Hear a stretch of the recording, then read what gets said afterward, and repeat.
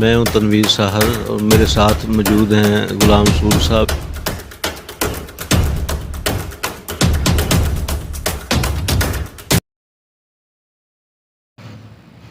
السلام علیکم، میں ہوں تنویر ساحر اور میرے ساتھ موجود ہیں غلام رسول صاحب جو کنوینئر ہیں گرین پاکستان اور کلین پاکستان پروگرام کے۔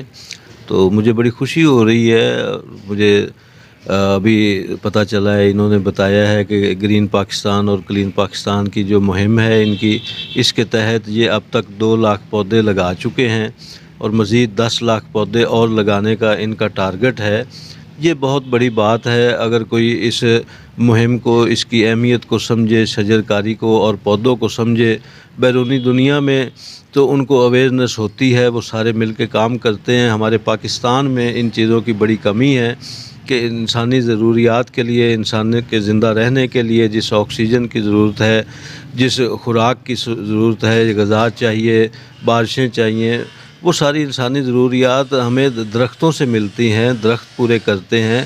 یہاں پہ ہمیں اپنے زندہ رہنے کے لیے بھی ان جیسے دوستوں کے بتانے کی ضرورت ہوتی ہے، ان کے بتانے سے ہمیں پتہ چلتا ہے، وگرنہ ہم غافل رہتے ہیں کہ ہم نے کھلی اور اچھی فضا میں سانس لینا ہے، ہم نے اچھا ماحول لینا ہے، ہمیں صفائی چاہیے، ہمیں درختوں کی جتنی ضرورت ہے وہ چاہیے۔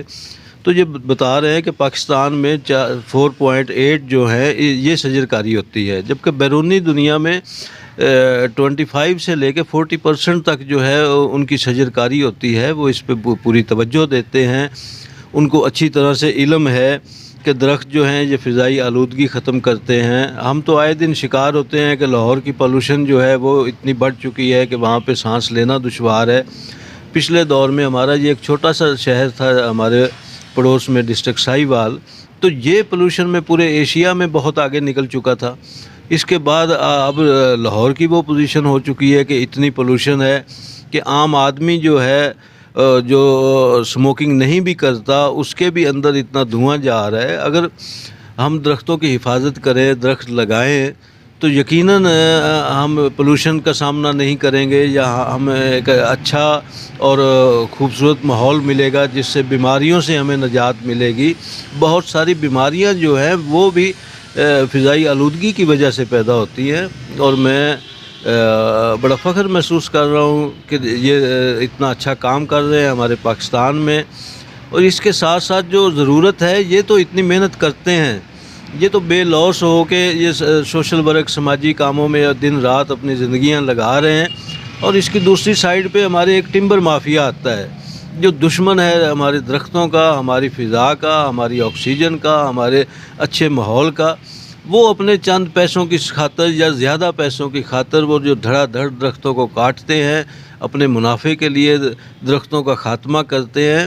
اس کے ساتھ ساتھ ضرورت ہمیں اس امر کی بھی ہے، سرکاری سطح پہ، انتظامی سطح پہ انتظامیہ اپنا کام کرے۔ یہ تو درخت لگا رہے ہیں، انتظامیہ کو چاہیے کہ درخت کو چوری ہونے سے، اس کے کاٹے جانے سے کوئی اچھا مؤثر لایا عمل اختیار کرے، اس کا خیال کرے، تاکہ ہمارے نہروں پہ، ہماری راجباؤں پہ، ہمارے جنگلات میں جو دھڑا دھڑ آئے دن درختوں کا صفایا کیا جاتا ہے، ان کو چوری کیا جاتا ہے اپنے منافع کے لیے، یہ ایک کاروبار ہے، اس کو بھی کنٹرول کیا جانا بہت ضروری ہے۔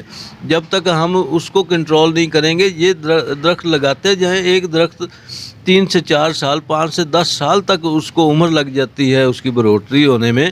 تو یہ ٹمبر مافیا تو ایک آری چلاتے ہیں اور 10 سال سے لگے ہوئے درخت کا ستیہ ناش کر دیتے ہیں۔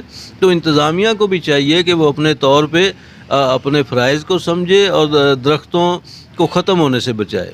اور اسی زمن میں یہ بھی اطلاع ملی، خبر ملی کہ پاک پتن کے اندر ریلوے روڈ پہ گرین بیلٹ سی، وہاں سے کسی ٹھیکیدار نے جو درخت ہیں وہ اکھاڑے ہیں، تو اس کی بھی کارروائی ہونی چاہیے۔ پتہ چلنا چاہیے کہ غیر قانونی اکھاڑے گئے ہیں، کس سے پوچھ کے یہ درختوں کو ختم کیا گیا ہے، اور بجائے ان کی حفاظت کرنے کے وہ درخت جو ہے وہ دھڑا دھڑ کاٹے گئے ہیں۔ تو گورنمنٹ کو، انتظامیہ کو چاہیے کہ شجرکاری کے ساتھ ساتھ درختوں کو بچائیں۔ خالی پانی دینے سے درخت نہیں بڑھتے، درخت کو بچانے سے، درخت کو قائم رکھنے سے ہی ہمارا ماحول ٹھیک ہوگا۔